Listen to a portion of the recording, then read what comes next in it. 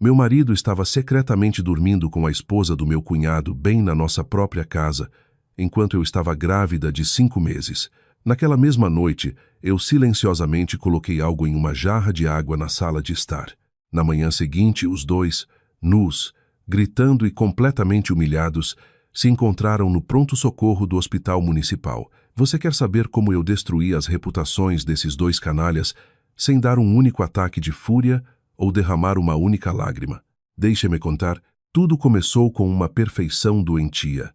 Dizem que a gravidez é o momento em que uma mulher fica mais sensível e vulnerável, mas ao mesmo tempo sua intuição é afiada ao limite absoluto.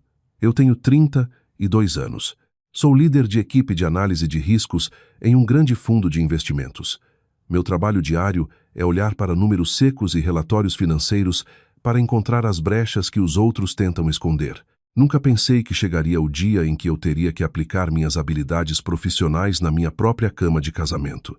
Meu marido, Rodrigo, é um homem bonito com um jeito de falar medido e persuasivo. Ele é chefe de departamento em uma empresa farmacêutica, e aos olhos de ambas as famílias, Rodrigo era o marido modelo. Ele não bebia muito, não saía para festas e nunca desaparecia em bares. Desde que eu engravidei, ele demonstrava um cuidado constante e tocante. Ao chegar do trabalho, ele arregaçava as mangas e ia para a cozinha. E à noite ele encostava o ouvido na minha barriga, escutando os chutes do bebê. A família do meu marido morava em uma casa grande de 3 pavimentos, em estilo neocolonial, em um condomínio de luxo nos subúrbios nobres de São Paulo. O primeiro andar era a área comum. No segundo andar ficava o nosso quarto principal e a suíte da minha sogra. No terceiro andar ficava a suíte do irmão mais velho dele. Meu cunhado se chamava Jonas. Ele era engenheiro estrutural e passava a maior parte do ano em projetos remotos na Amazônia, construindo pontes, voltando para casa apenas a cada poucos meses. A esposa de Jonas se chamava Carolina. Ela trabalhava como professora do ensino fundamental e era vice-presidente da Associação de Pais e Mestres da escola local. Ela sempre tinha uma aparência elegante e a voz era doce como mel. No nosso bairro nobre, a família deles era sempre citada como um exemplo brilhante. E eu, a cunhada grávida, sempre achei que era incrivelmente sortuda por morar em um ambiente tão harmonioso, onde todos se apoiavam mutuamente. Eu me lembro muito bem daquela noite de domingo, apenas 3 dias antes de eu expor tudo. Jonas não estava no jantar. Ele estava atrasado na entrega de um projeto de obra em algum lugar perto de Manaus. O jantar preparado por Carolina estava lindamente arrumado. Samira, coma mais um pouco dessa salada de quinoa orgânica para o bebê receber nutrientes suficientes. Você já está no 5º mês. Você tem andado um pouco pálida ultimamente, Rodrigo. Você precisa alimentar melhor sua esposa. A gravidez é um trabalho duro.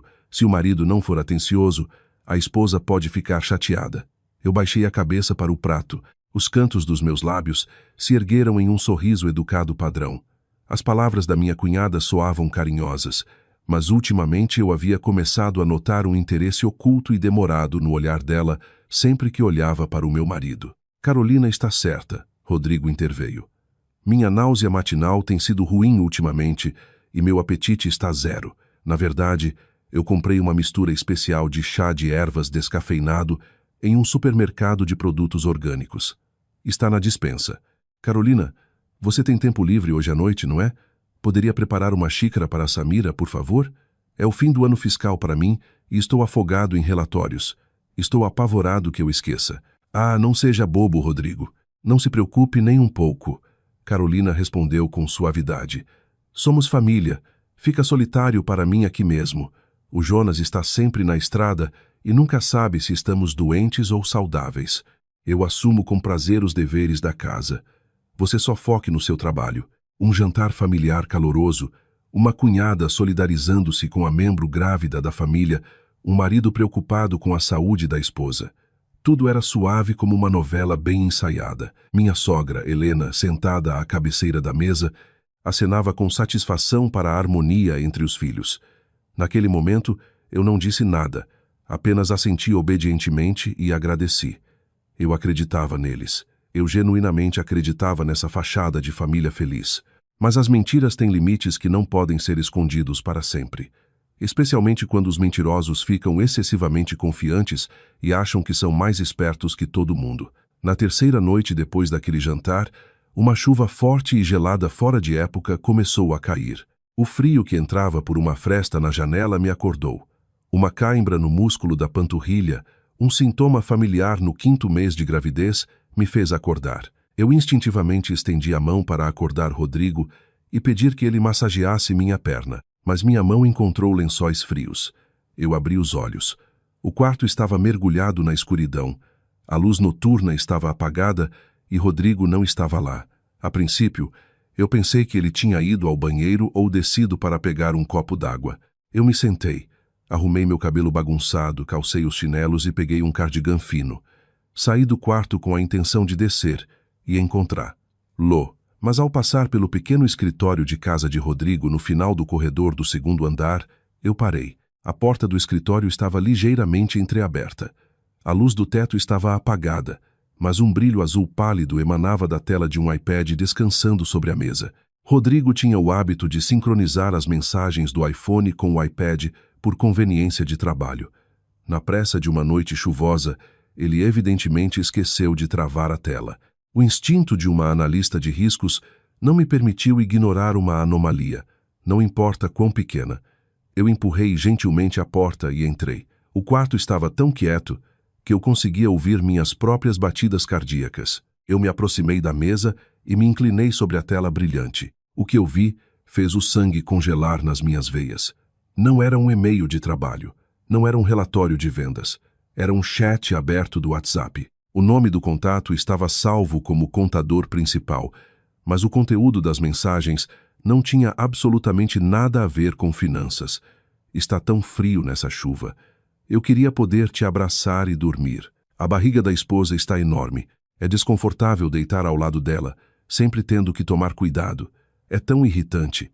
A mensagem de Rodrigo tinha sido enviada 15 minutos atrás. A resposta do contador principal veio instantaneamente. Se está irritante, venha para o 3º andar. O Jonas não volta este mês. Sua mãe tomou o comprimido para dormir e já está apagada. Eu já preparei uma jarra de água gelada na sala de estar lá embaixo. Tome um gole para acordar e suba. Eu deixei a porta destrancada. Eu fiquei plantada no lugar. A luz azul da tela iluminava meu rosto. Eu imagino que naquele momento ele estava tão pálido e sem vida quanto o de um cadáver. Contador principal, 3º andar. Jonas não volta.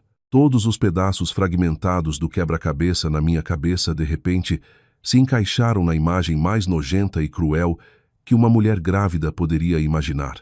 Meu marido, minha cunhada, 2 pessoas que apenas alguns dias atrás colocavam comida no meu prato e arrulhavam sobre minha saúde, estavam neste exato momento entrelaçados nos braços, um do outro, na cama do meu cunhado, bem acima da minha cabeça. Dizem que ao descobrir a infidelidade do marido, as mulheres perdem o controle. Algumas gritam, quebram pratos, invadem o quarto para pegar os amantes no flagra.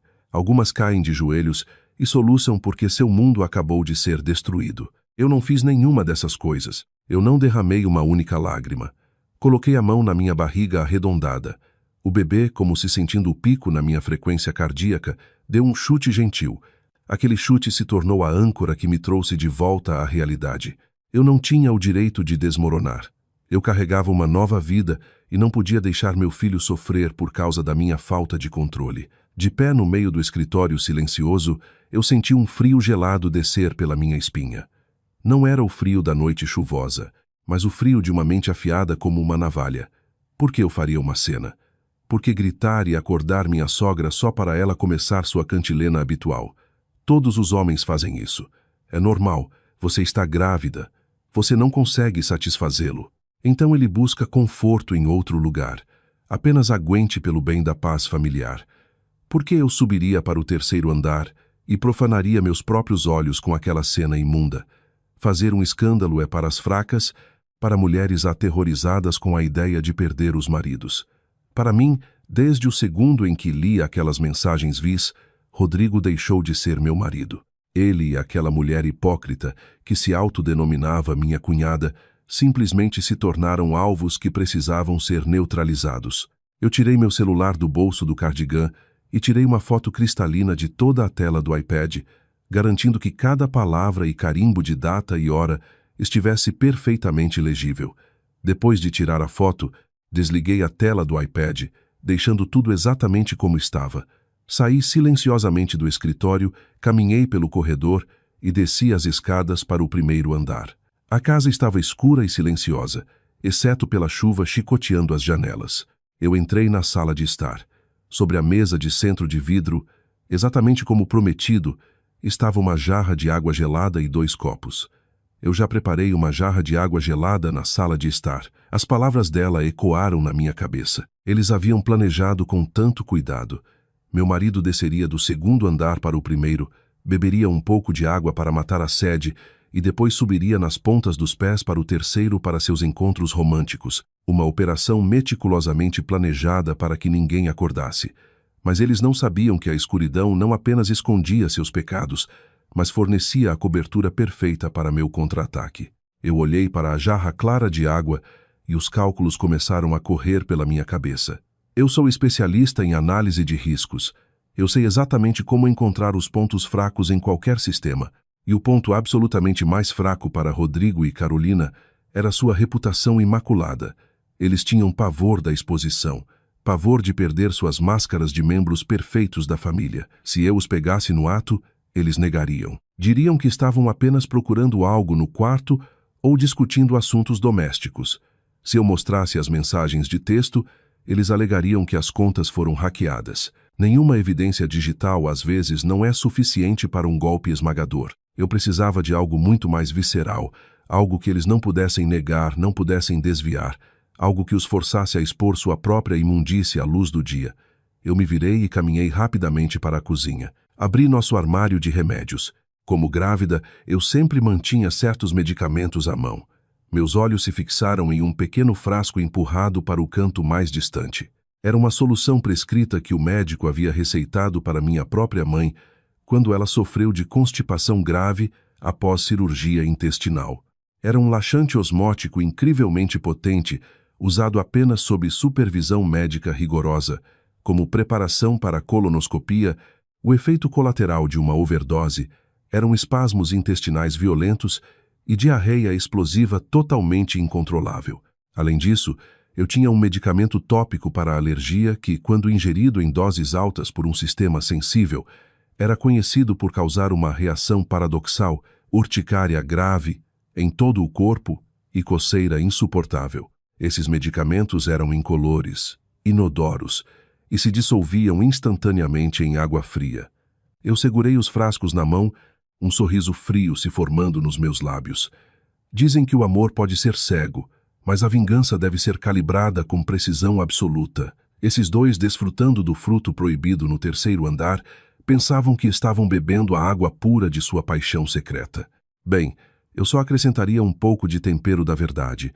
Um tempero que faria seus corpos reagirem de forma tão violenta que eles perderiam todo o controle e arrancariam suas máscaras hipócritas na frente de todos. Eu abri as tampas e contei gota a gota na jarra de vidro. Eu não derramei os frascos inteiros, apenas o suficiente para garantir que suas vidas não corressem perigo médico, mas mais do que suficiente para acionar um furacão categoria 5 em seus sistemas digestivos, e na pele deles até a manhã seguinte.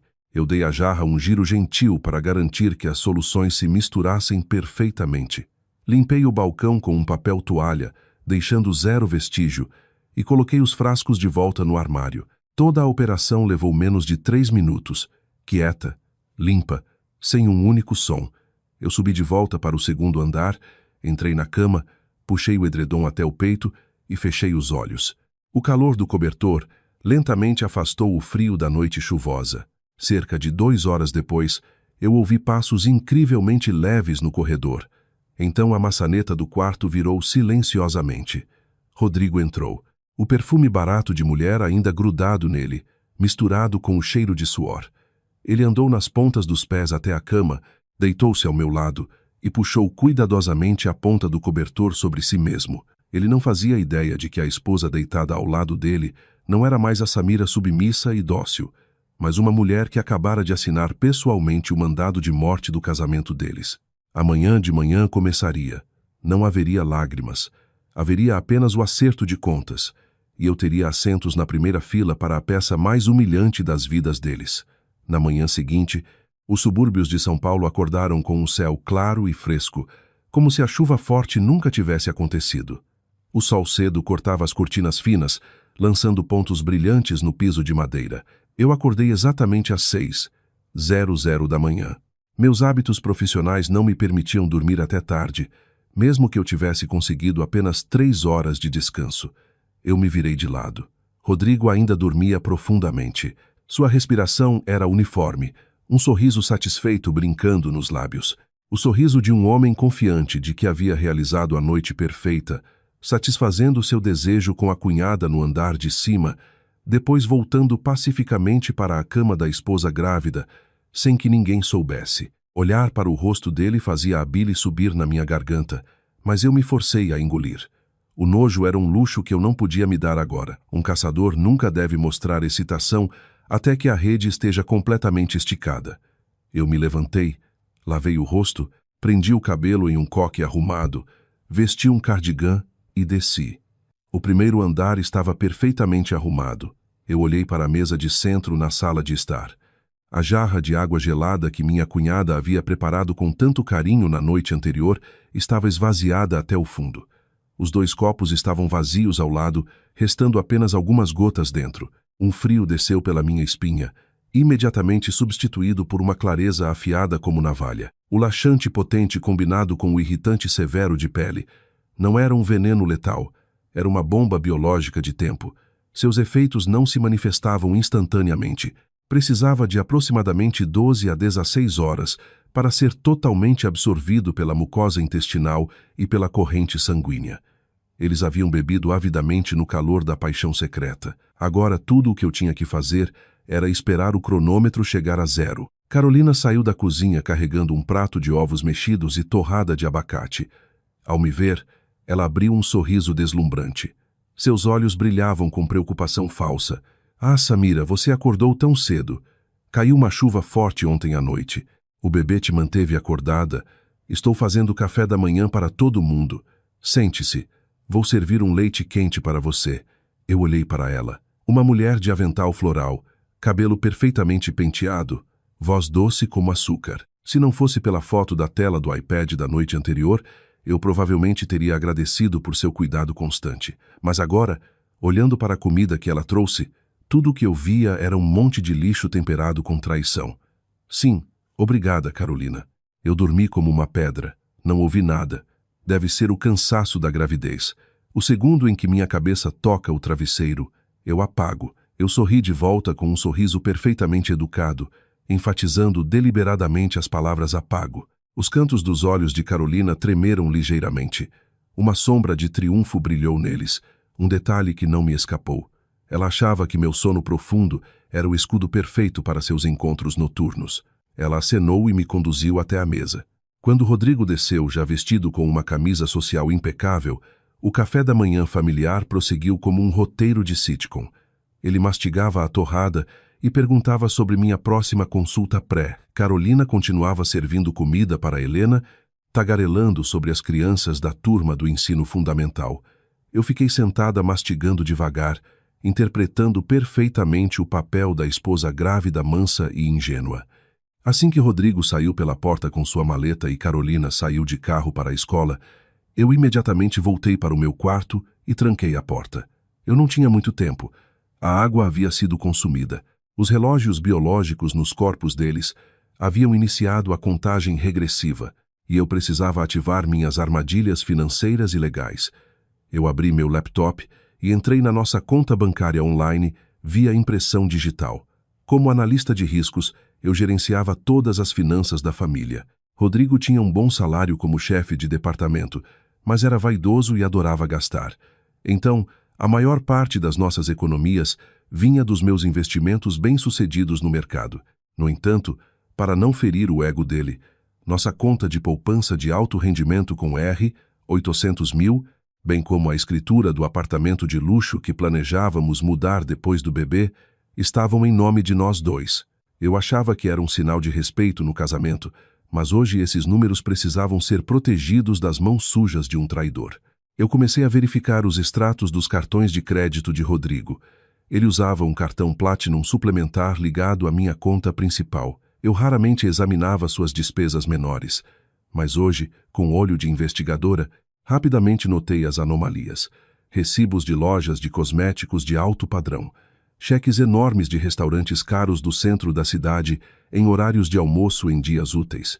A joia da coroa era uma cobrança de R$30 e R$2.000 em uma joalheria de luxo 2 meses atrás, bem na época do aniversário de Carolina. Naquele dia, Rodrigo tinha me dito que comprara um presente corporativo de alto padrão para uma cliente importante do sexo feminino para fechar um contrato enorme.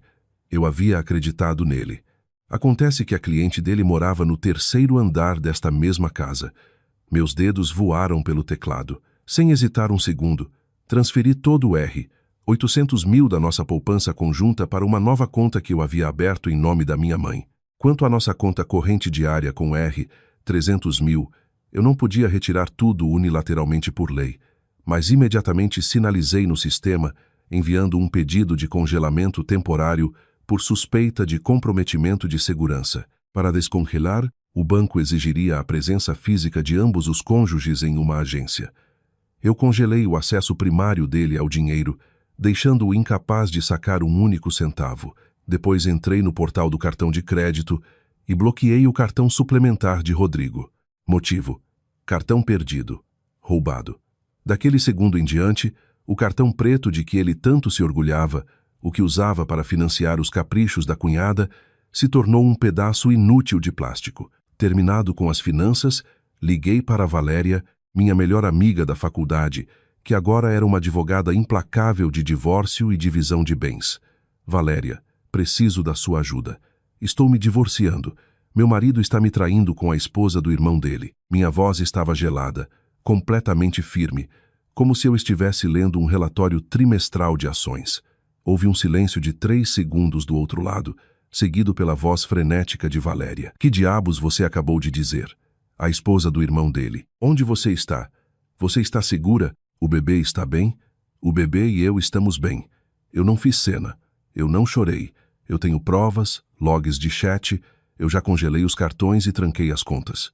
Seu trabalho agora é redigir imediatamente uma petição de divórcio, um acordo de divisão de bens que favoreça ao máximo o cônjuge custodiário e preparar toda a papelada para pedir uma liminar de emergência sobre os bens conjugais se ele tentar esconder algo. Preciso de tudo isso na minha mesa até amanhã de manhã. Valéria conhecia a minha personalidade.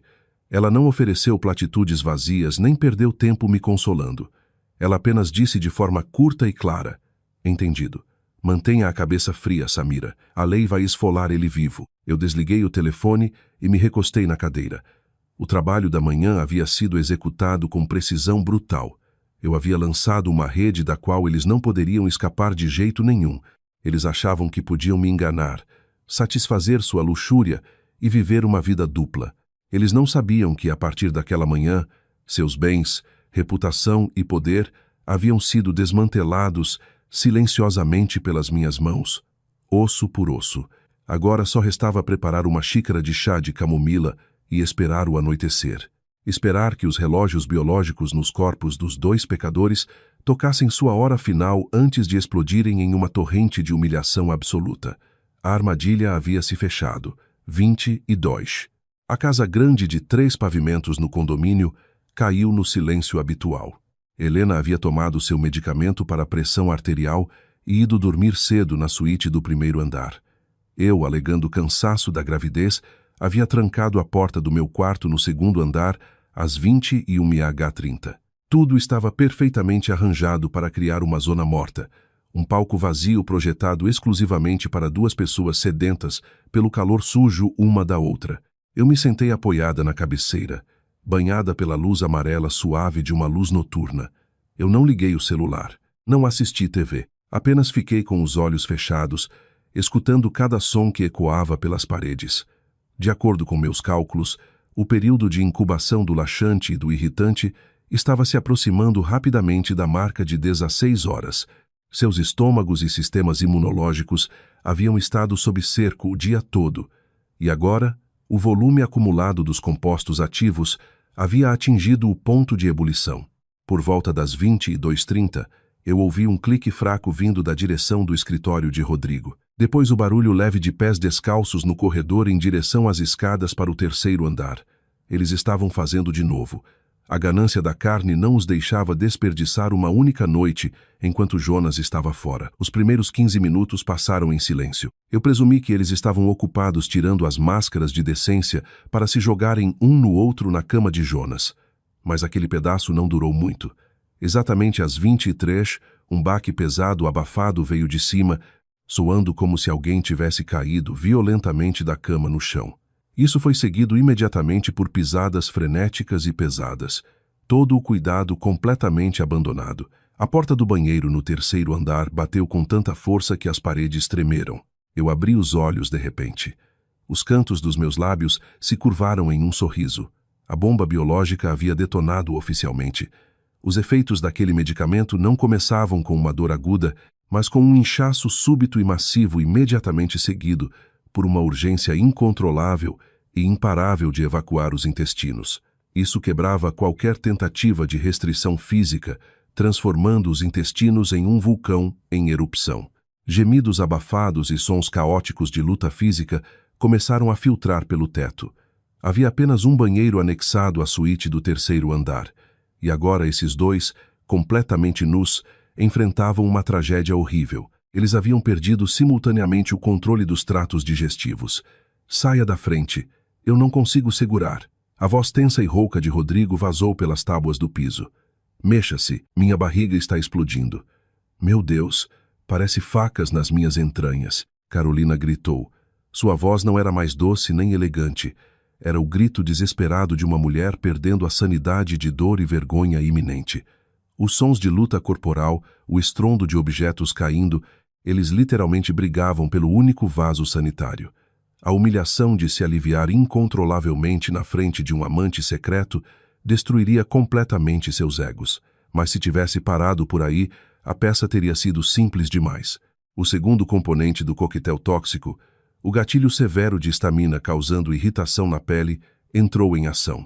Seguindo a luta pelo banheiro, eu ouvi gritos agudos de Carolina misturados com a hiperventilação de pânico de Rodrigo à coceira. Meu Deus, está queimando. O que tem no meu corpo? Eu estou toda vermelha.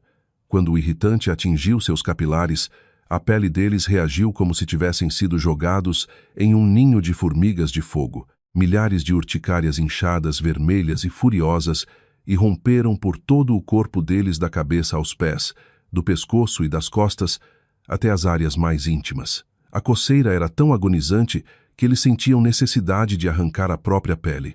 A combinação de cólicas abdominais agudas, diarreia explosiva e urticária queimando em todo o corpo transformou o terceiro andar da minha casa em um inferno literal na terra. Eles não conseguiam colocar roupas. Qualquer pedaço de tecido tocando sua pele inchada e coberta de urticárias parecia 1000 agulhas.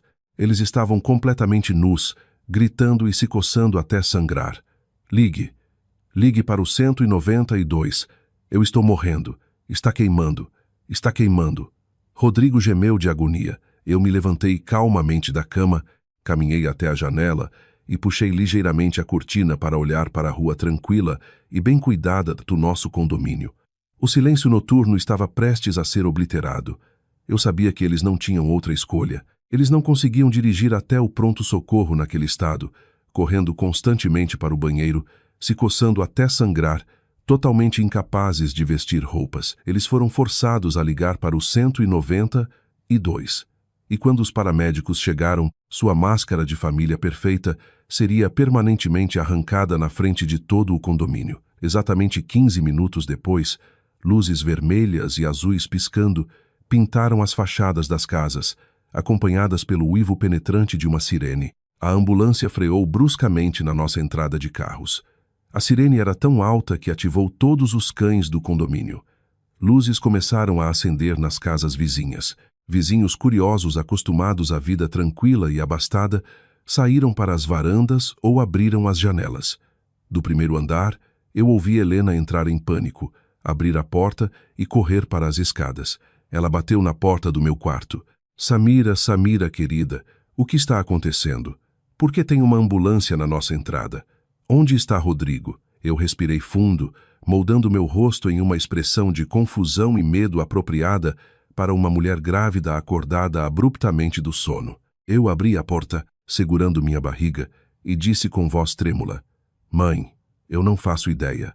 Rodrigo disse que ia ao escritório pegar alguns arquivos. Quem ligou para eles?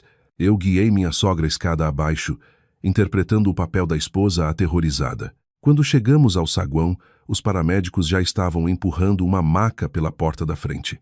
Naquele exato momento, um tablau horrível desceu as escadas do terceiro andar. Uma visão que quase provocou um ataque cardíaco na minha sogra e o espetáculo mais satisfatório de toda a minha vida. 2 paramédicos estavam ajudando Rodrigo e Carolina a descer as escadas. Meu marido e minha cunhada, aqueles pilares de decência, agora mal cobertos por lençóis brancos finos de hospital. Seus corpos estavam cobertos de vergões vermelhos escuros e inchados, parecendo carne crua. Eles não conseguiam parar de coçar freneticamente os pescoços e peitos, espalhando sangue na pele. O fedor que irradiava de seus corpos sujos e fora de controle era tão overpowering que até os paramédicos experientes faziam caretas e viravam a cabeça. Meu Deus, Rodrigo, Carolina, o que há de errado com vocês? Por que vocês estão descendo do terceiro andar sem roupas? Helena gritou, quase desabando. Ela cambaleou para trás, segurando a cabeça, incapaz de acreditar nos próprios olhos. Os pacientes estão sofrendo choque anafilático grave e angústia gastrointestinal aguda. Família, afastem-se. Precisamos carregá-los imediatamente. As vias aéreas deles podem estar comprometidas. Um paramédico jovem gritou, empurrando a maca para fora da porta. As portas da frente estavam bem abertas. Sob a luz dura dos postes da rua e dos flashes da ambulância, os vizinhos reunidos nos gramados viram absolutamente tudo. Eles viram o marido modelo e a vice-presidente virtuosa da Associação de Pais e Mestres se contorcendo e gemendo em uma única maca. Seus corpos nus mal protegidos por um lençol coberto de marcas de arranhões sangrentos. Espera, aquele é o Rodrigo. Por que ele está em uma maca com a esposa do Jonas? Meu Deus, que horror! O que eles estavam fazendo no terceiro andar? Por que estão nus? Eles estavam dormindo juntos, obviamente. O que mais? Aquele canalha. A esposa dele está grávida e ele está transando com a cunhada na mesma casa. Os sussurros, as fofocas e os suspiros de nojo dos vizinhos ecoavam claramente pelo ar noturno fresco, perfurando diretamente os ouvidos de Rodrigo e Carolina. Apesar da agonia física, suas reputações estavam sendo incineradas publicamente. Rodrigo apertou os olhos e enterrou o rosto no lençol, tentando se esconder. Carolina começou a soluçar. Suas lágrimas se misturavam com a urticária alérgica, criando uma visão repulsiva. As portas da ambulância bateram e o veículo acelerou noite adentro com sirenes ligadas. Eu fiquei na varanda, segurando minha barriga, observando as luzes vermelhas traseiras se afastando com olhos frios como gelo. Os vizinhos começaram a se dispersar, mas eu sabia que a fofoca alimentaria este condomínio por meses. Esta família modelo havia sido oficialmente enterrada em uma pilha de excremento e vergonha feita por eles mesmos. Minha sogra afundou nos degraus da frente e começou a chorar. Eu não tentei ajudá-la a se levantar. Simplesmente caminhei até ela, me inclinei e disse em uma voz baixa e afiada como navalha: Mãe, vá pegar seu casaco. Vamos ao hospital ver seu filho favorito e sua preciosa nora. O pronto-socorro do Hospital Municipal às 2 da manhã estava barulhento e cheirava a antissépticos. Sob as luzes fluorescentes duras, tudo parecia cru e exposto. Não restava mais escuridão para esconder a humilhação deles. Eu conduzi minha sogra pelo braço. Ela ainda chorava, os passos instáveis. Eu, por outro lado, caminhava com total confiança, meu batimento cardíaco perfeitamente estável. Eu interpretava o papel da esposa grávida preocupada correndo para o pronto-socorro, mas por dentro eu era a juíza caminhando pelo corredor da morte. Os leitos na baía do pronto-socorro eram separados apenas por cortinas verdes pálidas de privacidade. Eu caminhei até as baias 3 e 4. A cena era ainda mais patética do que em casa. Rodrigo e Carolina estavam conectados a soros intravenosos. Seus pulsos estavam frouxamente amarrados aos corrimãos das camas, com restrições médicas para impedir que rasgassem a pele inflamada e arranhada em tiras. As enfermeiras já haviam limpado eles, mas um leve odor fétido ainda pairava no ar. As enfermeiras de plantão lançavam olhares desdenhosos na direção deles, sussurrando entre si. Ao me ver e a Helena, Rodrigo se encolheu, recuou sob o lençol fino, seus olhos injetados e inchados, evitando freneticamente meu olhar. Na cama ao lado, Carolina enterrou apressadamente o rosto no travesseiro, o cabelo bagunçado cobrindo o rosto horrivelmente inchado. Eu me aproximei direto da cama de Rodrigo. Eu não chorei, não perguntei como ele se sentia. Fiquei ereta, descansando as mãos na barriga grávida, e olhei para ele com um olhar tão congelante que poderia ter baixado a temperatura de toda a ala. O médico diz que você e sua cunhada estão sofrendo choque anafilático grave e gastroenterite aguda causada por uma reação tóxica. Vocês dois comeram algo ruim ou simplesmente engoliram a própria consciência de fome? Samira, escute, eu posso explicar. Rodrigo gaguejou. Nós só pegamos uma intoxicação alimentar. Eu subi para o terceiro andar ontem à noite para pegar alguns arquivos antigos de impostos e Carolina me ofereceu um copo d'água e de repente nós dois ficamos violentamente doentes. Não é o que você pensa. É só um mal-entendido. Eu juro, um mal-entendido enorme. Você subiu para o terceiro andar para arquivos de impostos no meio da noite sem nenhuma roupa e este mal-entendido levou vocês dois a brigarem pelo vaso sanitário antes de serem carregados nus pelos paramédicos na frente de todo o condomínio. Rodrigo, você acha que eu tenho 3 anos? Ou você honestamente acredita que sua inteligência é alta o suficiente para insultar meu QI? Eu só fiquei com calor e tirei a camisa. Samira, você tem que acreditar em mim. Você está grávida, não se estresse. É ruim para o bebê. Se esses boatos se espalharem, vai ser um desastre completo. Diga ao médico para nos transferir para uma suíte VIP particular. Eu não quero que todo mundo fique olhando para nós. É humilhante. Quando você estava secretamente transando com a esposa do seu irmão bem acima da minha cabeça, você não pensou em humilhação. Mas agora, deitado aqui amarrado como um animal raivoso, você tem medo de uma pequena vergonha. Uma suíte VIP. Eles não têm suítes VIP para traidores. Fique deitado aqui para que todo mundo que passar possa ver a verdadeira face de um marido modelo. Ao ouvir minhas palavras geladas, Carolina, na cama adjacente, aparentemente não aguentou mais a humilhação. Ela ergueu a cabeça, o rosto roxo de urticárias, lágrimas escorrendo. Ela caiu direto no papel habitual de vítima indefesa. Samira, me perdoe. Eu sinto tanto, tanto. O diabo me fez fazer isso. Eu estava só tão solitária e fiz algo incrivelmente estúpido. Eu nunca quis roubar seu marido. Por favor, eu imploro, não faça um escândalo disso pelo bem dos laços familiares. Por favor, nos ajude a encobrir isso. Se Jonas descobrir, ele vai me matar. Eu imploro pelo bem do bebê na sua barriga. Tenha misericórdia, Samira. Misericórdia. Você dormiu com o marido da sua cunhada grávida. E agora você tem a ousadia de me dar lições sobre ter misericórdia pelo bem do meu filho, quando você destrancou aquela porta e convidou meu marido para subir, quando você enviou mensagens zombando de como eu não conseguia satisfazer por causa da minha gravidez. Você estava pensando em misericórdia naquela hora. Você tem medo de que Jonas te mate. Não se preocupe, Carolina. Eu não vou fazer um escândalo. Eu só vou deixar a verdade encontrar Jonas sozinha. Não, Samira. Eu errei. Eu imploro de joelhos. O que você quiser eu faço. Só não conte para o Jonas. Minha família vai ser destruída. A cidade toda vai me amaldiçoar pelo resto da vida. Sua família vai ser destruída. E a minha? Vocês dois pisotearam minha confiança e destruíram o lar do meu filho ainda não nascido. Como exatamente vocês planejam me compensar por isso? Com dinheiro.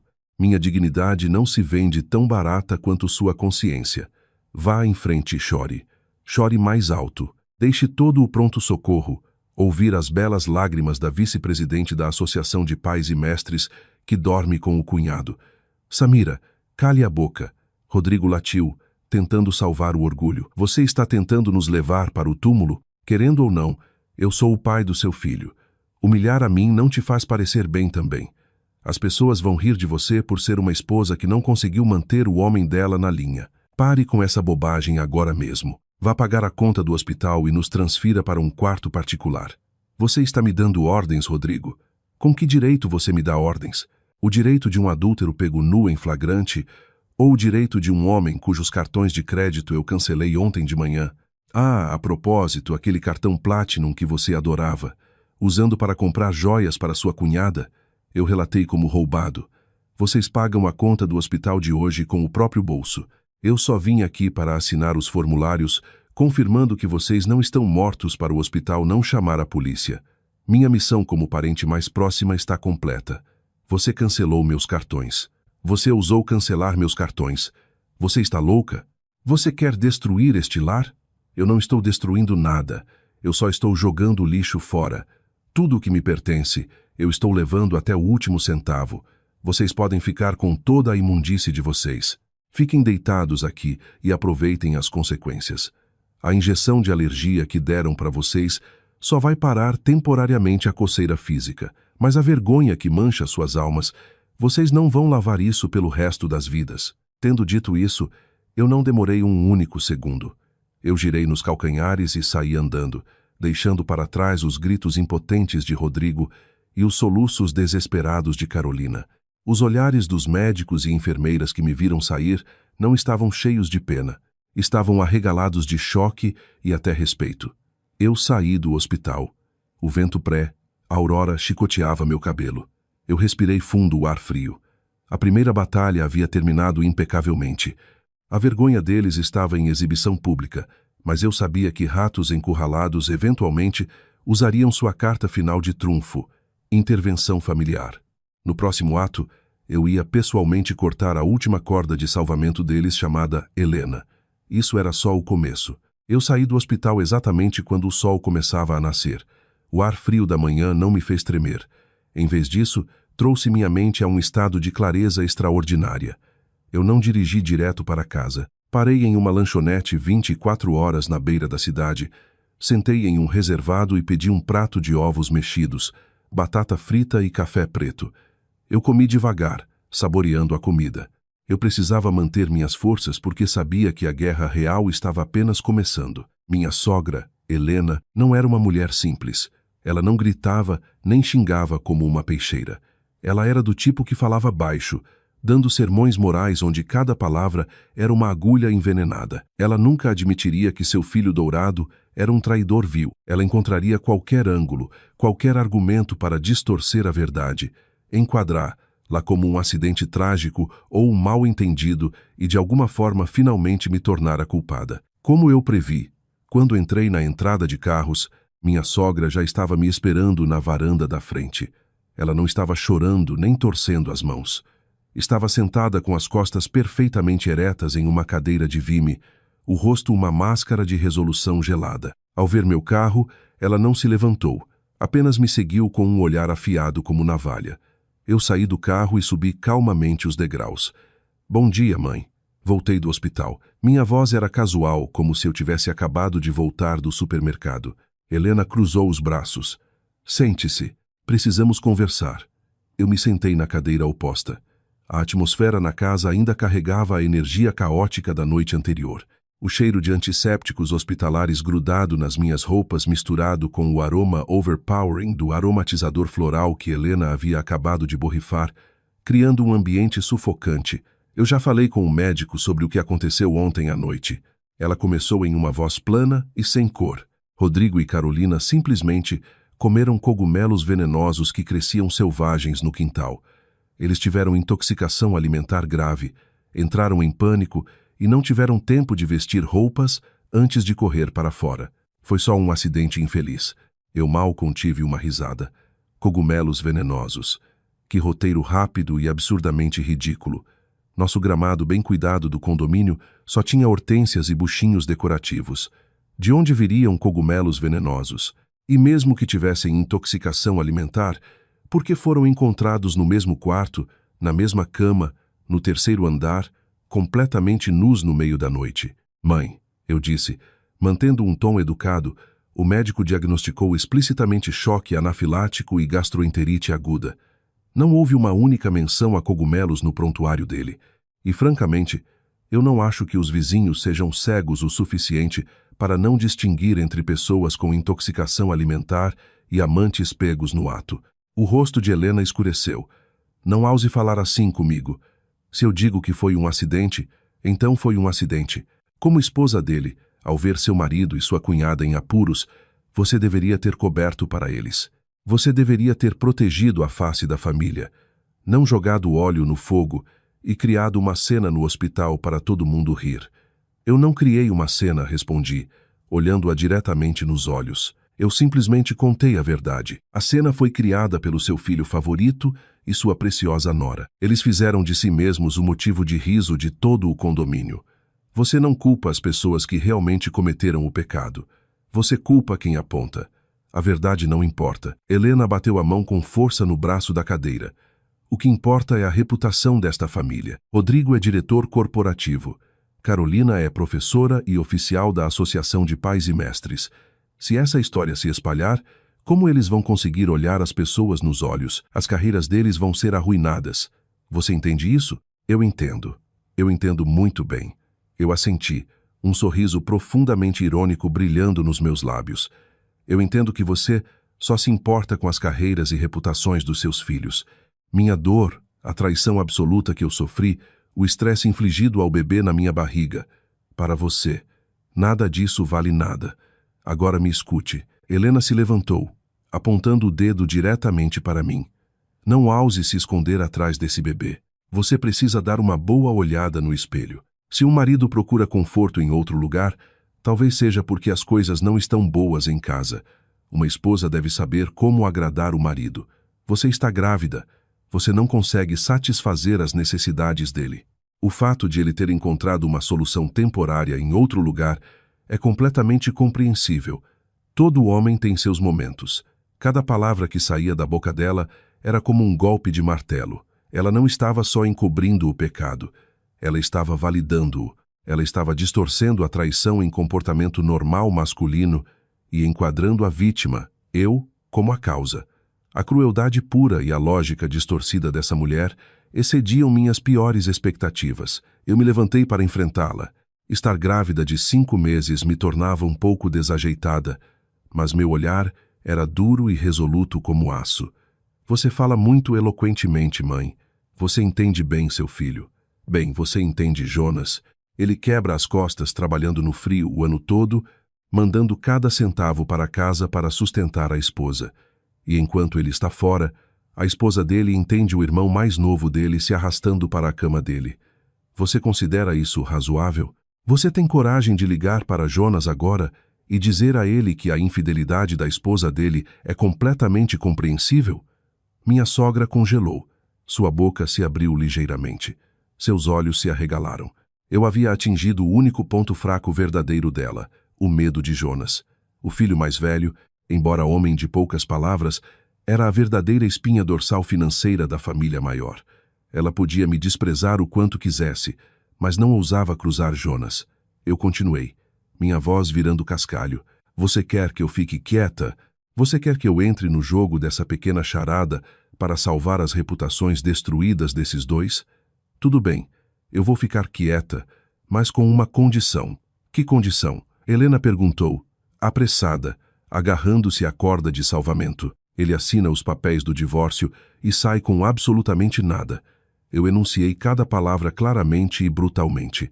Esta casa, todas as nossas economias, ele não ganha um único centavo. Esse é o preço do meu silêncio. Escolha, mãe. Você pode tentar salvar as reputações dos seus filhos ou pode salvar os bens deles. Você não pode ter os dois. Helena me encarou horrorizada. Ela não conseguia acreditar que a nora geralmente submissa e quieta pudesse emitir um ultimato tão implacável e sem concessões. Ela gaguejou tremendo. Você não ousaria. Eu ousaria. Eu a cortei porque você e seu filho acabaram de me ensinar uma lição muito valiosa. A bondade é reservada apenas para quem merece. Para aqueles que a pisoteiam, existe apenas um remédio: punição. Eu não esperei pela resposta dela. Eu me virei e caminhei para o meu quarto. Na noite anterior, eu havia acionado a bomba biológica. Esta manhã, Eu oficialmente ativei a bomba legal. A partir deste momento, a guerra não era mais sobre um triângulo amoroso. Era um jogo vicioso por bens e reputação. E neste jogo, eu segurava tanto o rei quanto a rainha na mão. Depois da conversa brutal com minha sogra, eu sabia que a bola estava no campo deles. Helena tinha que fazer uma escolha. Ou convencer o filho a abrir mão dos bens em troca do meu silêncio, ou enfrentar um escândalo que obliteraria ambos os filhos amados. Mas eu não ia ficar parada esperando a decisão dela. A iniciativa tinha que permanecer completamente nas minhas mãos. Eu passei o resto do dia orquestrando a fase seguinte.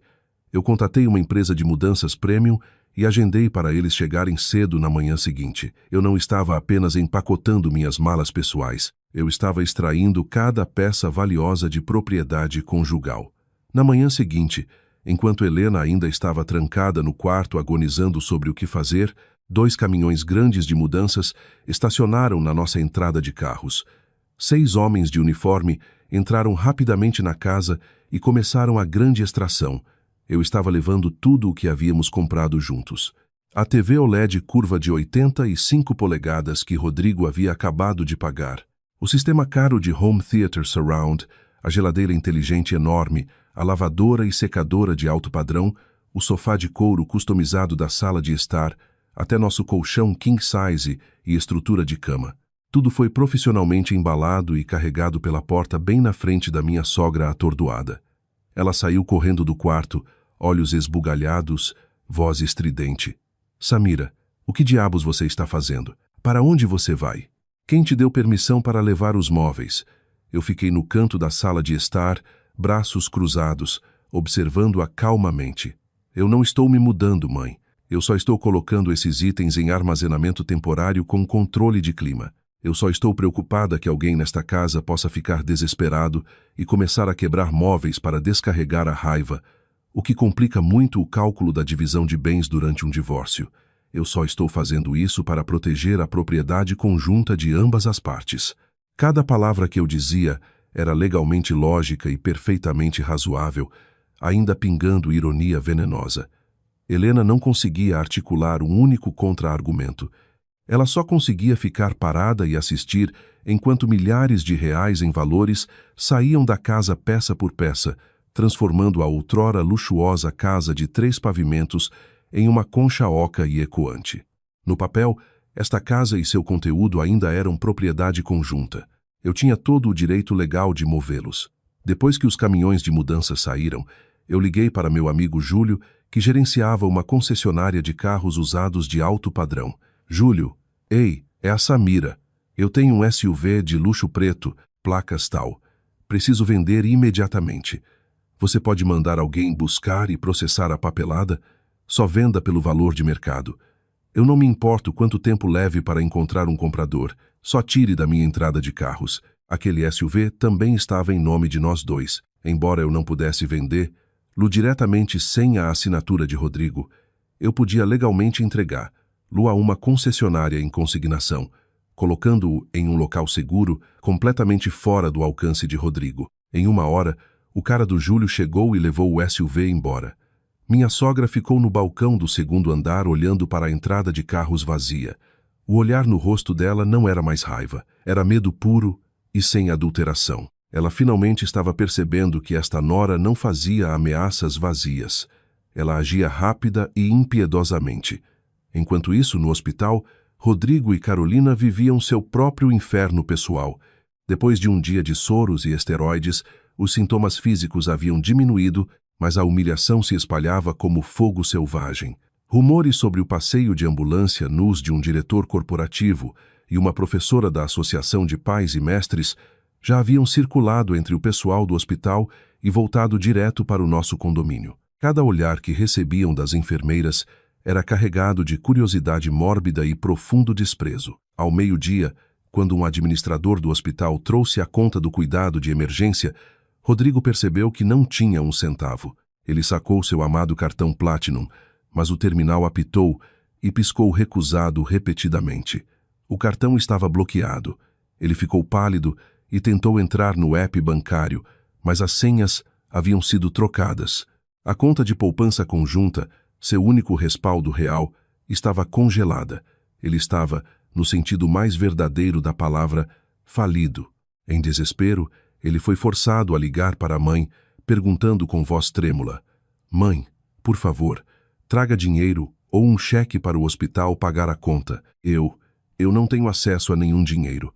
Helena, que acabara de sobreviver ao choque de ver a casa ser esvaziada, ouviu a voz do filho como um trovão. Ela gritou no receptor, a voz quebrando de raiva e impotência: "Dinheiro! Você tem a ousadia de me pedir dinheiro."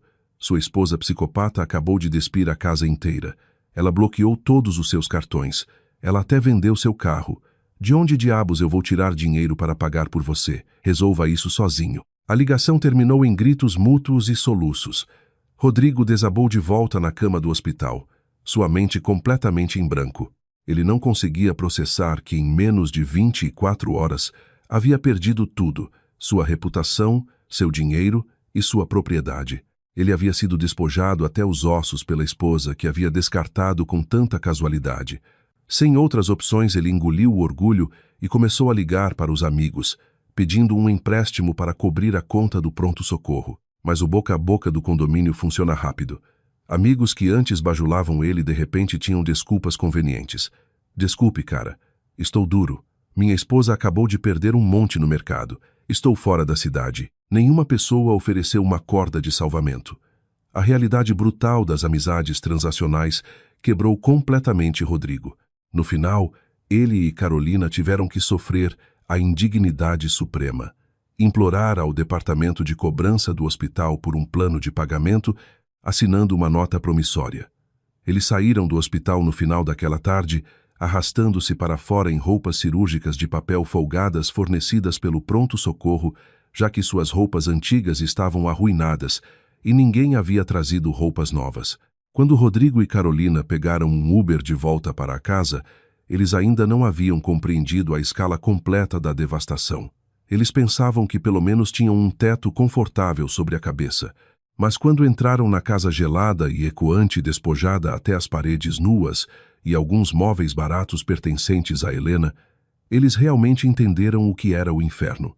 Eu não estava em casa naquela noite. Eu havia feito uma mala e ido ficar na casa da minha mãe. Eu deliberadamente deixei para eles esse espaço vazio, para que tivessem que se enfrentar, para que pudessem olhar para as ruínas que haviam criado. Eu sabia que quando o dinheiro, o conforto e a reputação desaparecessem, a suposta paixão verdadeira deles rapidamente revelaria sua verdadeira cara feia. E eu estava certa. Menos de poucas horas depois, a casa vazia ecoava com sons de gritos viciosos, xingamentos e culpa mútua. A luta pela sobrevivência entre ratos encurralados havia começado. A sala de estar vazia e fria. A luz dura do lustre de teto exposto destacava a desolação pura. O sofá de couro de luxo havia sumido, e os três estavam sentados em cadeiras dobráveis de plástico baratas que minha sogra havia pedido emprestado de um vizinho. A atmosfera estava pesada e sufocante como uma nuvem de tempestade prestes a explodir. Eu estava sentada de frente para eles. Ao meu lado estava minha advogada, Valéria, calma e impecavelmente profissional. Eu os havia convocado para uma reunião aqui neste mesmo campo de batalha para acabar com isso de uma vez por todas. Helena estava sentada no meio, com aparência abatida, olhos inchados de tanto chorar. Rodrigo estava à esquerda dela, a cabeça enterrada nas mãos, o olhar vazio fixo no piso de madeira. Carolina estava encolhida no canto como um rato afogado, ocasionalmente lançando olhares para mim cheios de uma mistura de terror e ódio puro. Depois de uma longa pausa agonizante, Rodrigo falou primeiro. Sua voz estava rachada. "Samira, você realmente precisa nos encurralar assim? Você levou todos os móveis. Você levou o dinheiro. Você nos humilhou na frente de todo o condomínio. O que mais você quer? O que eu quero?" Eu respondi suavemente. "Rodrigo, você deveria estar perguntando isso a si mesmo. O que você queria quando estava secretamente transando com a esposa do seu irmão sob este mesmo teto? O que você queria quando estava gastando meu dinheiro arduamente ganho em joias para ela? E o que você queria quando pisoteou minha confiança, a confiança do seu irmão e a reputação desta família? Você finge se importar tanto com eu sei que errei, mas foi um momento de fraqueza. Todo mundo comete erros na vida. Você não pode me dar uma chance de consertar isso? Pelo bebê, Samira? Pelo nosso filho ainda não nascido? Uma chance? Eu zombei. Eu te dei chances demais. Eu te dei uma chance quando fiquei quieta sobre o perfume barato nas suas camisas. Eu te dei uma chance quando engoli minhas lágrimas olhando para seus extratos de cartão de crédito suspeitos. E eu te dei uma chance final na noite em que você mentiu na minha cara para subir até ela. Você jogou todas essas chances no lixo sozinho, e não ouse se esconder atrás do meu bebê. Meu filho não terá um pai como você. Ao ouvir isso, Carolina de repente ergueu a cabeça. Ela não estava mais chorando. Seus olhos queimavam e sua voz pingava veneno. Samira, pare de agir como se você fosse algum tipo de santa. Homens têm necessidades. Você está grávida. Você não conseguia satisfazê-las. Então é completamente normal que ele tenha procurado em outro lugar. É culpa sua por não saber como manter seu marido feliz. Se você fosse mais atenciosa, mais amorosa, nada disso teria acontecido. Eu só preenchi o vazio que você criou. Preenchi o vazio, eu ri. Um som agudo e amargo. Então esse é o nome bonitinho que você dá à sua total falta de moral. Você preencheu o vazio se arrastando para a cama do seu cunhado enquanto seu marido trabalhava em condições extremas. Você preencheu o vazio gastando meu dinheiro em roupas chiques. Carolina, você não entrou em um espaço vazio. Você é uma ladra. Você roubou o marido de outra mulher, a felicidade de outra família e a paz de um filho ainda não nascido. Você não tem absolutamente nenhum direito de me dar lições sobre como ser esposa. Você, como ousa. Carolina gritou, apontando para Rodrigo. Foi tudo culpa dele. Ele me seduziu. Ele me disse que não te amava mais. Que viver com você era um pesadelo. Ele prometeu que se divorciaria de você e casaria comigo. Eu sou vítima das mentiras dele também. Calha a boca, Rodrigo explodiu. Quem seduziu quem? Você era a que piscava para mim. Você era a que reclamava que Jonas era emocionalmente bloqueado e que você estava tão solitária. E agora que fomos pegos, você joga toda a culpa em mim. Hipócrita. Se não fosse por suas súplicas constantes, eu nunca teria arriscado tudo. Eu implorei para você. Você disse que ia me comprar um apartamento. Eu só estava me divertindo com você. Quem diabos você pensa que é para eu realmente casar com você? Chega. Eu bati levemente a pasta de arquivos na mesa dobrável de plástico. O som não foi alto, mas foi afiado o suficiente para cortar a briga dos dois degenerados. Eles ficaram em silêncio e me encararam. Vocês não precisam montar uma peça para mim sobre quem é a verdadeira vítima, quem está certo e quem está errado. O céu vê, a terra ouve e a lei julgará. Eu não chamei vocês aqui hoje para ouvir a briga de amantes. Eu só quero mostrar algo a vocês. Eu abri a pasta e tirei 2 folhas de papel. Em uma estava uma impressão detalhada dos extratos do cartão de crédito de Rodrigo nos últimos 6 meses, com cada centavo gasto com Carolina destacado em amarelo neon. Na outra estavam capturas de tela das mensagens íntimas deles no WhatsApp recuperadas do iPad. Carolina, você alega que foi vítima de sedução. Como explica essas mensagens? Eu estou louco por você. Eu quero ficar com você toda noite. A pulseira que você me comprou é tão linda. Eu vou usar para sempre. E todo esse dinheiro que você felizmente pegou do meu marido e gastou sem pensar 2 vezes. Vítimas não agem assim. Carolina ficou branca como papel, incapaz de formular uma única palavra. Eu me virei para Rodrigo, e você diz que só estava se divertindo, mas você abriu uma conta secreta paralela e canalizou nossos bens conjugais para ela para sustentá-la. Você prometeu a ela um apartamento, um carro. Isso é um investimento e esforço enorme, só para se divertir, não é, Rodrigo? Você não só me traiu, você cometeu a ofensa legal de tentar esconder bens conjugais durante o casamento. Eu coloquei os papéis na mesa. Valéria, sentada ao meu lado, pegou o celular e tocou a tela. Uma gravação começou a tocar. Era um áudio que eu havia extraído de um monitor de bebê inteligente que eu já havia instalado no canto da sala de estar algumas semanas antes. A voz de Rodrigo ecoou pela sala vazia, falando ao telefone com um dos amigos. Cara, minha esposa se largou completamente com essa gravidez. É nojento só de olhar para ela. Mas a Carolina, cara, ela é apertadinha. Ela cuida de si mesma. Enquanto Jonas está lá fora quebrando as costas na Amazônia, eu estou cuidando da esposa dele para ele. Fazendo minha boa ação do ano, sabe? Haha, A gravação parou. Rodrigo ficou ali como se atingido por um raio. Ele nunca esperou que suas piadas mais vis de frat boy fossem gravadas e usadas como evidência irrefutável contra ele. Agora eu disse: meu tom gelo absoluto. Vocês têm mais algo a dizer? Eu vim aqui com uma oferta final. Vocês assinam o acordo de divórcio agora mesmo. Vocês saem com nada e eu não processo vocês por esconder bens conjugais. E você? Eu olhei para Carolina. Você desaparece silenciosa e pacificamente da vida do meu cunhado. Se fizerem isso, eu não envio esses arquivos para a rede de escolas onde você trabalha e não encaminho para Jonas. Vocês têm 24 horas para decidir.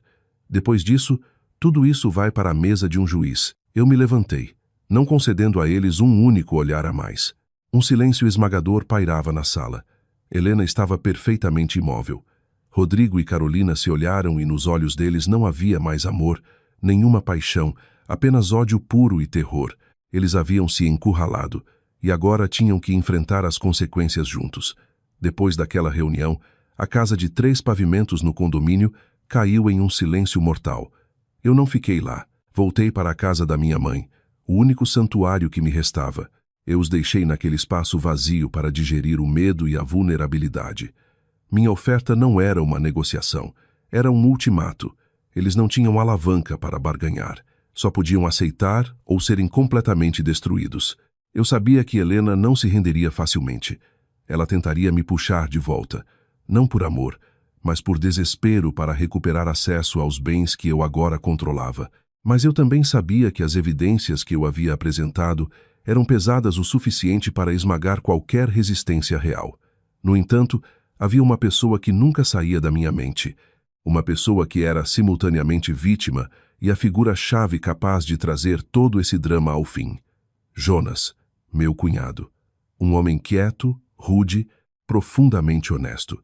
Ele passava o ano inteiro em obras de construção congelantes, economizando cada centavo para a família, confiando incondicionalmente na esposa professora. Ele não fazia ideia de que pelas costas a esposa e o irmão amado haviam plantado uma faca enorme na espinha dele. Eu debati se contaria a verdade a ele. Eu tinha medo de machucá-lo, de destruir a família dele. Mas então percebi que meu silêncio não era misericórdia. Era cumplicidade em um mal profundo. Um tumor maligno tem que ser removido cirurgicamente. Caso contrário, metastatiza e mata o corpo inteiro. Jonas merecia saber a verdade, não importa quão agonizante fosse. Eu sabia que o momento havia chegado, mas não liguei diretamente para ele. Eu escolhi um caminho diferente, indireto, mas com poder explosivo muito maior. Eu entrei na minha conta do Facebook, que eu raramente usava, e escrevi um post curto, sem insultos, sem xingamentos, apenas uma declaração de fato. Após 5 anos de casamento, nossa jornada juntos chegou ao fim. Obrigada por fazer parte da minha vida. Espero que nós dois encontremos felicidade em caminhos separados. A partir de hoje, estou começando um novo capítulo. Anexada ao post estava uma fotografia. Não uma foto de casamento, não uma foto de Rodrigo. Era uma foto da minha mão, o anel de diamante de casamento removido e descansando em cima da petição de divórcio com minha assinatura. No fundo borrado, dava para ver a curva da minha barriga grávida, uma confirmação silenciosa do caminho solitário à frente. Eu não marquei Rodrigo nem Carolina, mas sabia que minha lista de amigos estava cheia de conhecidos mútuos, colegas de trabalho de Rodrigo e membros da família estendida. O pavio estava aceso. O efeito cascata nas redes sociais excedeu minhas expectativas. Em poucas horas, o post acumulou centenas de likes e comentários. A maioria palavras de apoio, mas enterrados entre eles havia comentários muito pontuados de vizinhos que haviam testemunhado o fiasco da ambulância. Coitada, sozinha enquanto grávida. Deixar ele é verdadeira liberdade. Parabéns pela decisão corajosa. Um marido que dorme com a cunhada não vale uma única lágrima. Cada comentário era como uma pequena faca serrilhada perfurando a fachada da família modelo. E então, exatamente o que eu esperava aconteceu. Um dos amigos de Jonas de uma equipe de construção anterior, que era meu amigo no Facebook, tirou uma captura de tela do post e dos comentários e enviou por mensagem para Jonas na Amazônia. Naquela noite, meu celular tocou de um número desconhecido. Era a voz de Jonas, rouca, exausta, mas carregando urgência desesperada. Samira, é o Jonas. O que é esse post? O que são esses rumores sobre minha esposa? Do que todo mundo está falando? Me conte, Samira. Eu respirei fundo. Jonas, sinto muito, Lili. Esteja se Lili. Mas acho que você precisa voltar para casa. Há algumas coisas que você precisa ver com seus próprios olhos e ouvir com seus próprios ouvidos para realmente acreditar. Eu não dei detalhes a ele. Eu simplesmente plantei a semente da dúvida, uma que não poderia ser ignorada. Eu sabia que um homem como Jonas não ficaria parado. Ele voltaria. E quando voltasse, a peça hipócrita desta família chegaria oficialmente ao ato final. 2 dias depois, no final da noite, um táxi do aeroporto parou na casa. Jonas saiu. Ele parecia mais magro, o rosto marcado pelo tempo e escuro de trabalhar ao ar livre. Ele ainda vestia a jaqueta pesada de lona de trabalho, cheirando a diesel e ar frio. Seus olhos estavam fundos por falta de sono e ansiedade roedora. Ele não entrou direto. Ficou na entrada de carros olhando para a garagem vazia e o quintal da frente onde os canteiros de flores premiados da mãe agora estavam negligenciados e murchos. Quando finalmente empurrou a porta da frente, a cena na sala de estar o parou no lugar. Sua mãe estava sentada em uma cadeira dobrável, cabelo desgrenhado, olhos vermelhos e inchados. Rodrigo estava sentado no canto, olhando para o chão, sem ousar erguer a cabeça. E Carolina, sua esposa, a mulher que ele sempre acreditara ser gentil e pura, estava encolhida em outra cadeira, o rosto pálido, os olhos dardejando nervosamente. O que aconteceu aqui? Jonas rosnou, forçando cada sílaba. Alguém melhor me explicar essa porcaria sobre minha esposa traindo com meu irmão. Ninguém respondeu. O silêncio deles era a confissão mais ensurdecedora possível. Jonas olhou para Carolina. Seu olhar estava destruído. Decepção, agonia e fúria crua giravam nos olhos de um homem que havia sido traído viciosamente. Carolina, olhe para mim. É verdade? Carolina desabou em lágrimas. Lágrimas tardias, completamente inúteis. Eu sinto muito, Jonas. Eu cometi um erro. Um erro? Jonas soltou uma risada seca e entrecortada que soava pior que um soluço. Você cometeu um erro com meu propriedade, dares, e carne na minha cama na casa que eu paguei trabalhando em condições extremas nas obras. Ele se virou para Rodrigo, agarrou-o pela gola da camisa e o puxou para ficar de pé. Seu pedaço de eu tratei você como irmão. Eu dividi tudo com você e é assim que você me paga. Você dormiu com minha esposa. Você é mesmo humano? Rodrigo não revidou. Apenas ficou mole na pegada de Jonas, murmurando, desculpe, Jonas. Eu errei. Helena correu para a frente, tentando tirar as mãos de Jonas de Rodrigo. Jonas, querido, se acalme. Brigar não resolve nada. É tudo culpa da Samira. Ela que orquestrou todo esse escândalo. Ela exagerou. Jonas empurrou a mãe para longe. Ele a encarou, respirando pesadamente. Mãe, mesmo agora você está defendendo ele. Você sabia o que eles estavam fazendo pelas minhas costas? Você sabia e encobriu? A pergunta de Jonas foi uma adaga direto no coração de Helena. Ela ficou completamente muda, recuando. Eu não estava na sala, mas ouvi cada detalhe da confrontação através do monitor de bebê que eu havia deixado para trás. Eu estava sentada na casa da minha mãe, ouvindo a transmissão ao vivo. Os rugidos de raiva de Jonas, os soluços patéticos de Carolina, o capacitação descarado da sogra. Era caótico, mas brutalmente claro. Jonas havia voltado. A verdade havia explodido. A família hipócrita havia rasgado as próprias máscaras em pedaços. E eu sabia que a partir deste momento eu não lutava mais esta guerra sozinha. Eu tinha um aliado, um relutante, mas o peso pesado de todos para ajudar a cravar o prego final neste caixão. Depois que o furacão rasgou a sala de estar, a casa nos subúrbios se transformou em uma prisão. Jonas se recusou a falar com qualquer um, trancando-se na suíte do 3º andar, da qual se ouvia ocasionalmente o estrondo de objetos quebrando. Carolina se tornou um fantasma, esgueirando-se pelas bordas dos quartos. Rodrigo desaparecia por dias seguidos, voltando tarde da noite completamente bêbado. E Helena passava os dias sentada na sala de estar vazia, suspirando no silêncio. Enquanto eles se afogavam no próprio caos, Valéria e eu fomos à ofensiva. A exposição pública havia sido um golpe contra a moral deles. O tiro de misericórdia, O que obliteraria o futuro de Rodrigo tinha que ser mirado na carreira dele. Ele era incrivelmente vaidoso e não conseguia funcionar sem o status do emprego. Minhas habilidades analíticas foram empregadas novamente. Eu passei 2 dias vasculhando extratos bancários antigos, faturas de fornecedores e e-mails de trabalho encaminhados que eu havia salvo. Eu encontrei o padrão. Depois de cada contrato grande de fornecedor assinado, a conta secreta de Rodrigo recebia taxas de consultoria dos parceiros. Ele estava inflando o custo dos contratos e recebendo propinas dos fornecedores.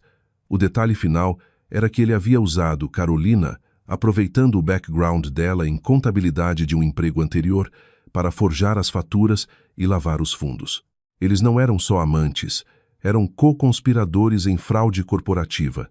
Eu compilei todas as evidências, transferências bancárias, faturas forjadas e threads de e-mail. Eu redigi um relatório abrangente que lia como uma denúncia federal, mas não enviei eu mesma. Se eu enviasse, o RH poderia descartar como vingança de uma ex-esposa amarga. Eu precisava de alguém com credibilidade interna. Eu pensei no Sier Peterson, o diretor adjunto da empresa dele, um homem conhecido pela ética rígida e pelo desgosto pessoal por Rodrigo. Eu enviei o dossiê via mensageiro noturno anônimo. Dentro do envelope havia um bilhete único. Carlson e Peterson?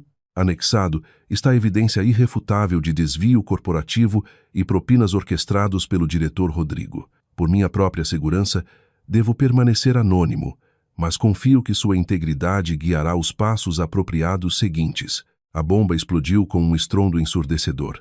3 dias depois, a empresa convocou uma reunião emergencial do conselho. Peterson apresentou as evidências. Um comitê de auditoria interna foi formado instantaneamente.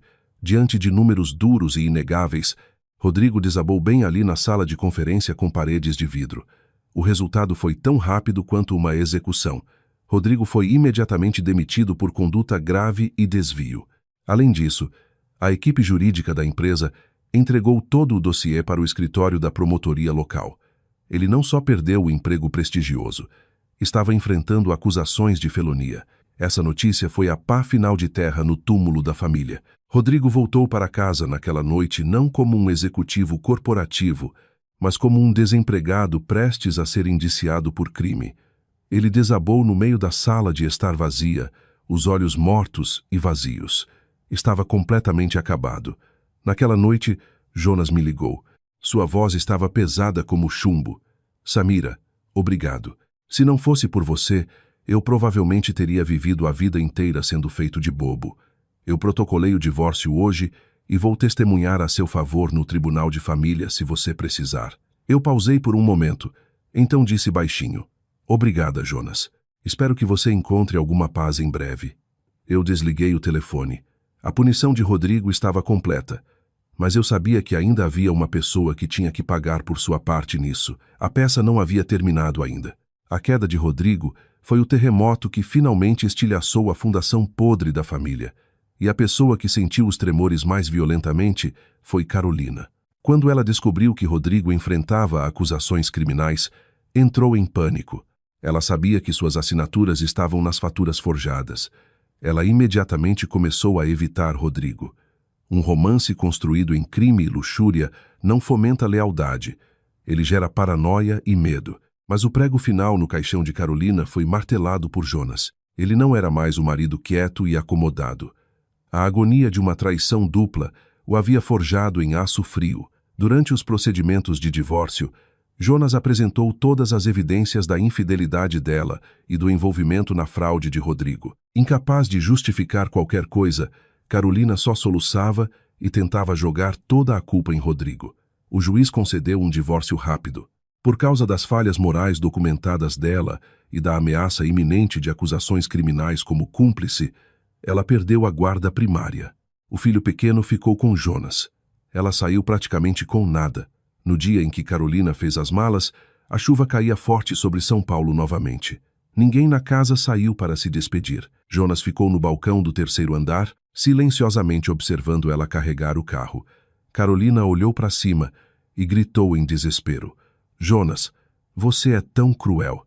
Não sobrou humanidade nenhuma em você? Jonas não respondeu. Simplesmente virou as costas e entrou. Tendo perdido tudo, Carolina foi procurar Rodrigo. Ela o rastreou até um quarto de motel barato e sujo que ele alugava, encontrando-o bêbado e desleixado. Ao vê-la, ele não pareceu feliz. "O que você quer?" "Veio rir de mim", ele rouquejou. "Rodrigo, eu não tenho para onde ir. Jonas me expulsou. Você tem que me ajudar. Podemos recomeçar", ela soluçou. Rodrigo explodiu em uma risada maníaca e amarga. "Recomeçar com o quê? Eu estou quebrado. Estou afogado em dívidas legais. Perdi o emprego. Provavelmente vou para a prisão federal. E tudo isso por sua causa. Por minha causa. Você era a gananciosa e estúpida." Carolina gritou de volta. "Saia da minha vida." Rodrigo agarrou uma garrafa vazia de uísque e a jogou na parede perto da cabeça dela. "Saia da minha vida. Eu nunca mais quero te ver, sua amaldiçoada." A garrafa se estilhaçou aos pés dela. Ela encarou horrorizada o homem por quem havia sacrificado a vida inteira e viu apenas ódio puro nos olhos dele. Ela finalmente percebeu que o amor apaixonado deles não passava de uma transação. E agora que não tinham mais nada a oferecer um ao outro, a transação estava anulada. Carolina correu para a chuva. Ela não chorou mais. Sua mente estava completamente em branco. Ela havia perdido tudo e havia destruído tudo com as próprias mãos. Alguns dias depois, eu recebi uma mensagem de um número não salvo. Eu errei. Eu errei tanto. "Posso, por favor, só ver o bebê quando nascer?" Era de Rodrigo. Eu olhei para a mensagem e não respondi. Uma guerra havia terminado, mas a guerra para proteger meu filho de um pai tóxico e manipulador talvez estivesse apenas começando. Eu deixei a mensagem de Rodrigo sem resposta. Eu me recusei a dar a ele nem uma lasca de esperança. Para mim, Rodrigo estava morto. Ele morreu na noite em que vi a verdade brilhando na tela daquele iPad. Mas eu subestimei a pura audácia dele. Quando eu não respondi, ele começou a me assediar, ligando, mandando mensagens dezenas de vezes por dia. Primeiro implorou, depois reclamou de como estava pobre e miserável. Ele tentava jogar com minha piedade, mas meu coração havia virado pedra. Cada mensagem só aprofundava meu nojo. Quando o jogo de piedade falhou, ele recorreu à tática mais baixa e manipuladora de todas, o bebê. "Samira, você pode me odiar o quanto quiser, mas pense no filho. Um bebê precisa de pai. Não prive nosso filho de uma família de verdade." Ao ler isso, eu soltei uma risada escura e amarga. O direito de ser pai. Ele estava pensando no direito de ser pai quando dormia com a cunhada. Ele estava pensando no filho quando gastava nossas economias com uma amante. O homem não era só egoísta, era um hipócrita patológico. Ele não via o bebê como filho ou filha. Via o bebê como alavanca, uma âncora legal para se amarrar a mim e ao meu dinheiro. Eu sabia que não podia ignorar mais. Marquei uma reunião no escritório de advocacia de Valéria. Eu queria que tudo fosse feito sob supervisão rigorosa da lei. Rodrigo apareceu. Ele parecia ainda pior do que eu imaginava. Magro, pálido, olhos fundos em círculos escuros. Ao ver Valéria e eu, ele ofereceu um sorriso patético e bajulador. Eu fui direto ao ponto. Eu li suas mensagens. "Você quer falar sobre o bebê?" "Sim, Samira." Ele acenou ansiosamente. "Eu sei que errei horrivelmente, mas o bebê é inocente. Eu imploro, me dê uma chance de ser um bom pai." "Um bom pai?" Eu sorri. "Como exatamente você planeja fazer isso?" "Continuando a mentir. Ensinando seu filho que um homem tem o direito de trair a família desde que diga desculpa depois." Ele jurou de pés juntos que mudaria, que encontraria um emprego e cuidaria de nós. Encontrar um emprego. Uri. Como? Quem vai contratar um homem com acusação de desvio de felonia pendente e uma reputação profissional completamente destruída? Ou você esperava usar as conexões da minha família de novo? Ele ficou em silêncio. Eu havia acertado em cheio. "Rodrigo, pare com a performance. Você não ama este filho. Você só está tentando usar meu bebê como ferramenta para me recuperar e recuperar meus bens. Um pai de verdade não chama a esposa grávida de nojenta. Um pai de verdade não rouba dinheiro destinado ao futuro do filho para comprar joias para a amante. E um pai de verdade não fica parado como um covarde enquanto a mãe e a cunhada humilham a esposa." Cada palavra batia no rosto dele. Ele não conseguia mais manter o ato de pai triste. Um flash de raiva pura acendeu nos olhos dele. "É isso que você pensa de mim?" Você acha que eu sou só um caçador de ouro? Eu não acho. Suas ações provaram. Chega. Eu parei a próxima tentativa de manipulação dele. Eu te trouxe aqui para acabar com isso. Valéria deslizou uma pasta grossa pela mesa de conferência de Mogno. Este é o acordo final de divórcio e guarda. Valéria disse friamente. Minha cliente concorda em retirar todas as reivindicações civis sobre os bens conjugais ocultos e renuncia ao direito de buscar danos civis por angústia emocional. Em troca, você voluntariamente termina seus direitos parentais inteiramente. Você não terá nenhuma reivindicação legal sobre a criança e uma ordem de restrição permanente será arquivada, impedindo que você chegue a menos de 500 metros da minha cliente ou da criança dela. Dado sua insolvência criminal iminente, ela não está buscando pensão alimentícia. Considere isso o ato final de misericórdia dela. Rodrigo encarou a papelada, as mãos tremendo. Não, eu não vou assinar isso. Eu nunca vou abrir mão do meu filho. Este é meu filho, eu disse. Minha voz, zero absoluto. Do dia em que você escolheu subir na cama de Carolina, você perdeu o direito de ser pai. Você tem duas opções, Rodrigo. Opção 1. Você assina os papéis e seguimos caminhos separados. Opção 2. Vamos a julgamento. Eu usarei cada peça de evidência que tenho. A fraude, o adultério, as gravações de áudio para provar a um juiz de tribunal de família que você é moral e financeiramente inapto para chegar perto de uma criança. Quem você acha que o juiz vai favorecer? Eu havia encurralado ele em um canto inescapável. Ele me encarou com uma mistura de ódio e impotência absoluta. Ele sabia que havia perdido total e completamente. Sua cabeça caiu, o queixo tocando o peito. Depois de um longo minuto agonizante, ele pegou a caneta e, com a mão violentamente trêmula, assinou o nome. Enquanto Valéria e eu arrumávamos as coisas para sair, ele de repente me chamou. Samira, posso te perguntar uma última coisa? Naquela noite, a jarra de água na sala de estar, foi você? Eu parei na porta sem me virar. Um sorriso fraco e satisfeito tocou meus lábios. Eu não faço ideia do que você está falando. Deve ser só karma, Rodrigo. Você colhe o que planta. Eu saí e deixei a pesada porta do escritório clicar atrás de mim, deixando-o sozinho com uma pergunta que ele nunca teria resposta. Eu pensei que depois do divórcio tudo estaria acabado, mas a retribuição eventualmente alcançou a pessoa que capacitou os pecados da minha sogra. Depois da demissão de Rodrigo e dos divórcios, Jonas vendeu a casa grande de 3 pavimentos.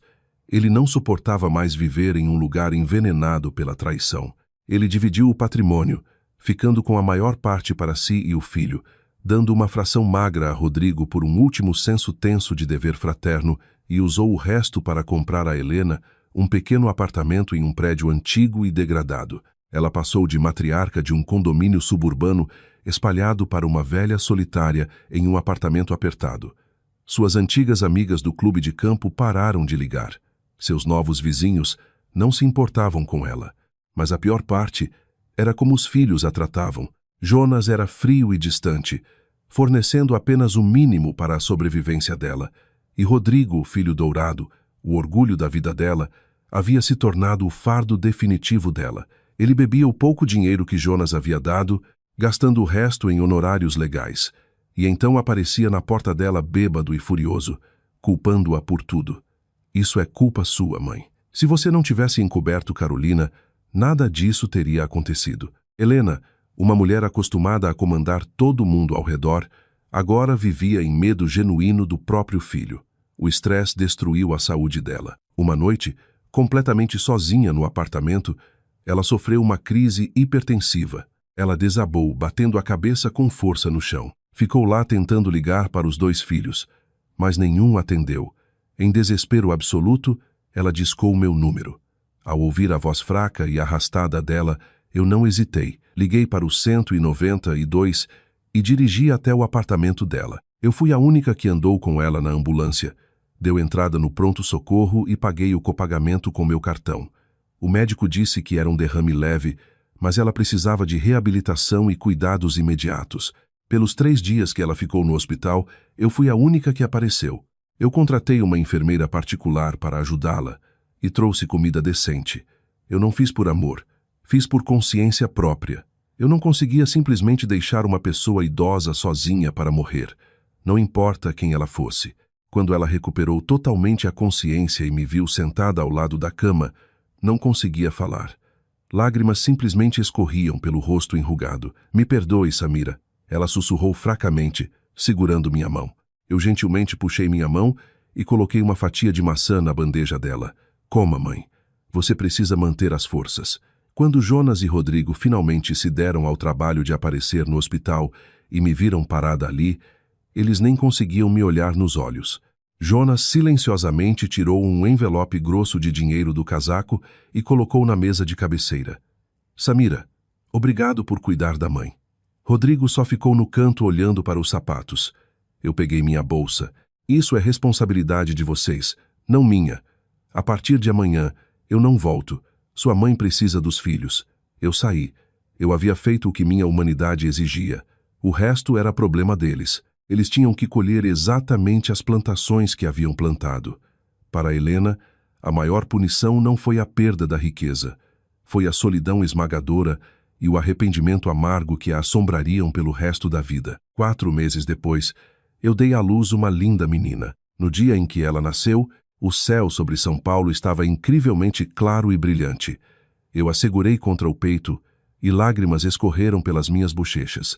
Mas não eram lágrimas de luto, eram lágrimas de gratidão profunda e renascimento. O destino havia tirado um marido inútil e tóxico, mas havia me presenteado com um anjo absoluto. Sabe, depois de todas as tempestades e caos, eu não fiquei com raiva nem mesmo com a emoção da vitória. Eu simplesmente fiquei com um estranho e profundo senso de paz. As vidas deles são as vidas deles.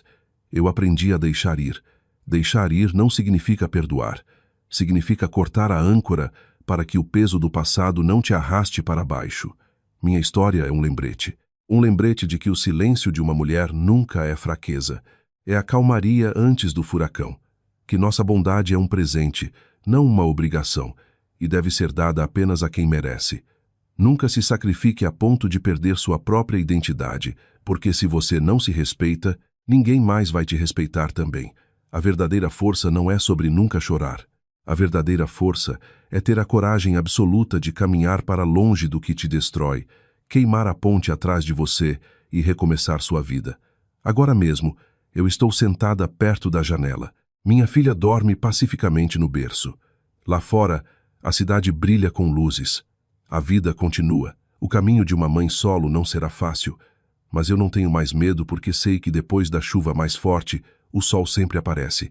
E depois da dor mais profunda, você sempre pode encontrar sua própria paz bela e inabalável. Obrigada por ouvir minha história.